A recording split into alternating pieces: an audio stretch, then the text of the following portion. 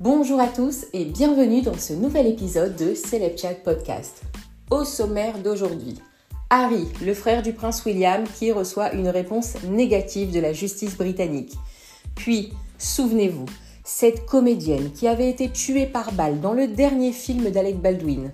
Eh bien, sachez que l'armurière du film a enfin été jugée et a reçu son verdict d'un juge américain. Je vous dis tout. Et enfin, Audrey Lamy qui prend une décision qui a été vivement critiquée. Mais tout de suite, une affaire extrêmement grave et choquante qui a bouleversé la vie du gardien de but du Paris Saint-Germain. Prêt pour les news du jour ? Alors c'est parti.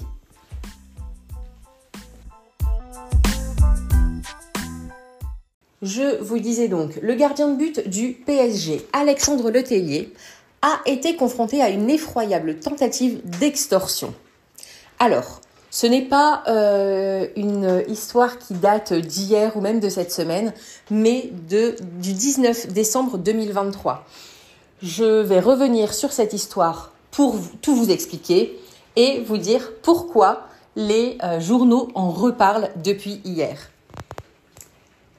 Selon des sources policières, l'incident s'est déroulé alors que le sportif âgé de 33 ans se trouvait chez lui avec sa compagne et leurs 2 enfants âgés de 2 et 6 ans. Imaginez-vous, des individus armés se sont introduits dans leur résidence. Ils ont menacé le joueur de foot ainsi que sa famille.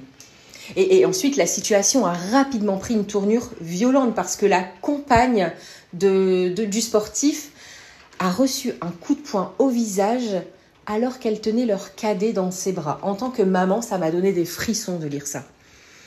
Et sous la menace d'une arme, les malfaiteurs ont contraint le couple à remettre de l'argent et des bijoux. Alors, seulement 3 des 4 individus impliqués avaient été alors appréhendés. Imaginez-vous que parmi ces individus, 2 sont des mineurs. Il faut savoir que lors de l'opération d'arrestation, des pistolets à impulsion électrique avaient été employés. Et à l'époque, le 4e individu avait réussi à échapper aux forces de l'ordre. Imaginez-vous la scène. C'est aux alentours de 2h du matin qu'Alexandre Letellier et sa famille avaient été réveillés par l'alarme qui se serait déclenchée. Ils avaient été confrontés à la présence des malfaiteurs et ils avaient essayé de joindre la police. Les agresseurs auraient exigé de leur part qu'ils mettent fin à l'appel avant de les rassembler dans une pièce de la maison. Eh bien, sachez que le 4e malfaiteur a enfin été appréhendé et mis en examen. La justice britannique, qui avait refusé en février dernier d'accorder une protection systématique de la police au prince Harry lors de ses visites au Royaume-Uni, a rejeté le 15 avril l'appel du duc de Sussex et lui a ordonné de payer la quasi-totalité des frais de justice dans ce dossier. Alors, pour rappel, la dernière visite connue du prince au Royaume-Uni remonte au 6 février. Il était alors brièvement revenu à Londres voir son père Charles, dont le cancer venait d'être annoncé. Et comme je vous le disais hier, il est à présent attendu pour le 10e anniversaire des Invictus Games, auquel, on sait, le cadet de Lady Di est très attaché. Il faut savoir que depuis le Brexit, le prince Harry et son épouse Meghan ont perdu leur protection systématique aux frais du contribuable britannique, après avoir décidé de se mettre en retrait de la famille royale en 2020. Et ils se sont installés aux États-Unis. La justice lui a refusé le droit de bénéficier d'une protection policière en la payant avec ses fonds personnels.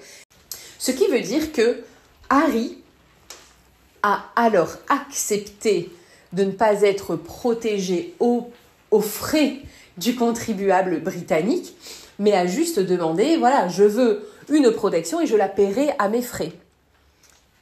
Eh bien, ça lui a été également refusé. Mais alors, ce que je comprends pas, c'est que Harry pourrait très bien se payer lui-même des gardes du corps hyper entraînés.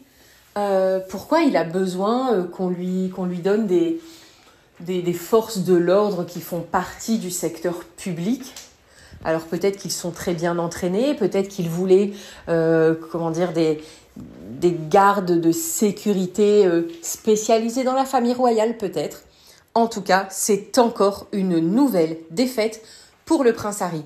Et comme je vous le disais hier, je pense que pour protéger sa femme, Meghan, après cette défaite, après cette annonce de la justice britannique qui n'est pas en sa faveur, je pense qu'elle va, elle, rester aux États-Unis et ne fera pas de voyage en Grande-Bretagne de sitôt. Souvenez-vous, l'affaire a secoué Hollywood en octobre 2021. Alec Baldwin se trouve à Santa Fe, au Nouveau-Mexique, pour tourner dans le nouveau film Rust, pour lequel il est également un producteur, je vous le dis.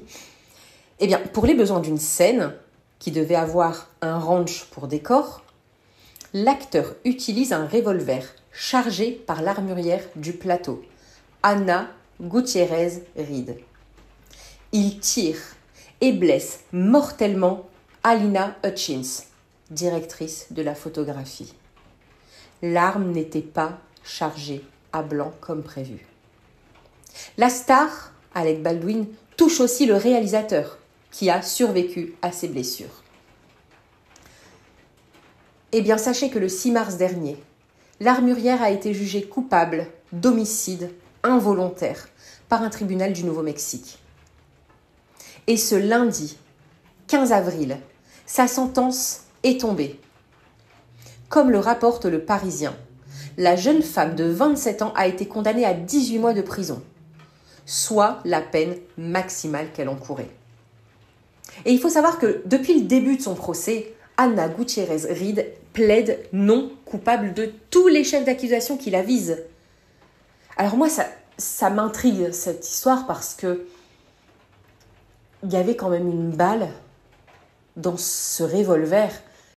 En tout cas, la justice américaine a pointé le manque de professionnalisme et la négligence de l'armurière, qui a engendré des défaillances de sécurité constantes et sans fin sur le plateau.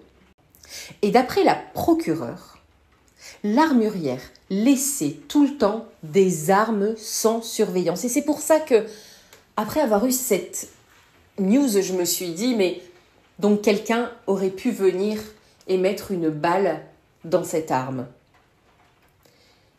Sachez que la jeune femme n'aurait même pas non plus pris la peine de s'assurer que chaque munition ne représentait aucun danger, comme les règles de sécurité de l'industrie cinématographique le préconisent pourtant.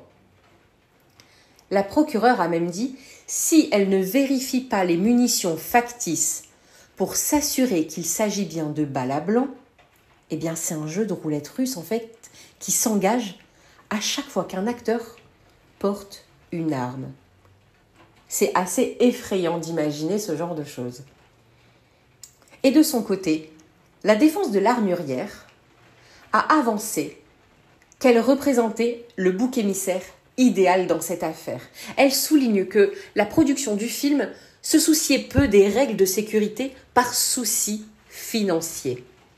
Et son avocat a expliqué que sa cliente, l'armurière, n'avait pas eu les moyens de procéder à des vérifications de munitions. Alors ça, par contre, elle n'a pas eu les moyens de vérifier les munitions. Alors, je sais pas, mais tu te trouves dans le désert du Nouveau-Mexique. Tu préviens et tu dis, je vais vérifier chaque arme. Il n'y a pas besoin de moyens financiers pour vérifier que des armes sont factices, on est d'accord? Tu tires, on est dans le désert, et tu vois si l'arme est chargée ou non. Il aurait fallu qu'elle change d'avocat. Par ailleurs, Anna Gutiérrez, l'armurière, avait en charge d'autres tâches sur le tournage, ce qui l'aurait, d'après elle et son avocat, empêché de se concentrer pleinement sur son rôle d'armurière. Il faut savoir que l'acteur Alec Baldwin est le prochain à être jugé. Il a été inculpé le 19 janvier 2024 pour homicide involontaire. Et il risque lui aussi 18 mois de prison. Il passera devant le tribunal en juillet prochain. Un revirement de situation pour l'acteur de 66 ans parce qu'il était parvenu à un accord fin 2022 avec la famille d'Alina. Il s'est retrouvé formellement impliqué le 17 octobre suite à une enquête apparemment approfondie des procureurs. Donc même s'il a réussi à avoir un accord financier avec le mari de la défunte, eh bien la justice en a décidé autrement. Apparemment, ils auraient découvert de nouveaux éléments qui démontreraient sa culpabilité à lui aussi. Il faut savoir qu'il est accusé d'avoir menti éhontément, selon la justice, dans ses déclarations afin de se disculper. Il a changé à plusieurs reprises sa version des faits. Pour rappel, Alec Baldwin a plaidé non coupable, affirmant avoir été informé que l'arme était sécurisée. Alors que l'armurière de son côté a affirmé que faute de moyens et aussi de temps, eh bien en fait, elle n'a apparemment pas vérifié que les armes étaient sécurisées. Une expertise du FBI conteste la version de l'acteur et conclut que le pistolet ne pouvait pas se déclencher sans une pression sur la détente, ce que la star nie encore aujourd'hui. Celeb Chat Podcast va suivre cette affaire avec beaucoup d'attention et je reviendrai vers vous pour vous donner le fin mot de l'histoire dès que Alec Baldwin passera devant la justice. Et enfin, souvenez-vous, je vous le disais il y a quelques épisodes en arrière, la sœur d'Alexandra Lamy, Audrey Lamy, avait été cambriolée. Eh bien, sachez qu'elle aurait décidé de ne pas porter plainte contre les cambrioleurs. Alors, on rapporte que 3 hommes d'origine italo-bosniaque et en situation irrégulière en France lui ont pris pour 18 200 € de sacs à main et de bijoux. Malgré le fait qu'ils auraient été impliqués dans une quinzaine de vols, sachez que l'actrice les aurait pris en pitié et aurait déclaré être touchée en plein cœur par leur situation. C'est une réaction qui a fait bondir Guillaume Janton ce 15 avril 2024 sur le plateau de « Touche pas à mon poste ». Le chroniqueur a dit « Je trouve ça complètement hors sol. Si ça m'arrive de me faire cambrioler, je me fous complètement de savoir si les cambrioleurs sont sans papier et ça m'énerve encore plus parce que ce sont des gens qui ne sont pas censés être là. » Et puis il a ajouté, passablement énervé, « Malgré tout, même si elle ne l'a pas dit, ça renvoie un message de « c'est pas grave, 18 000 €. » C'est assez maladroit et ça la rend assez antipathique. Il faut arrêter d'avoir de la peine pour la terre entière. On doit être sympathique envers des gens qui n'ont pas le droit d'être là et en plus qui vous cambriolent des maisons. Par ailleurs, dans le cas du cambriolage d'Audrey Lamy, si la star n'a pas porté plainte, le parquet l'a fait, lui. Et un procès a eu lieu. Le bilan, 2 des cambrioleurs ont été relaxés. Allez savoir pourquoi. Et le 3e a été condamné à 1 an de prison ferme et 10 ans d'interdiction de séjour sur le territoire français. L'histoire ne nous dit pas si Audrey Lamy a rendu visite à ce dernier derrière les barreaux.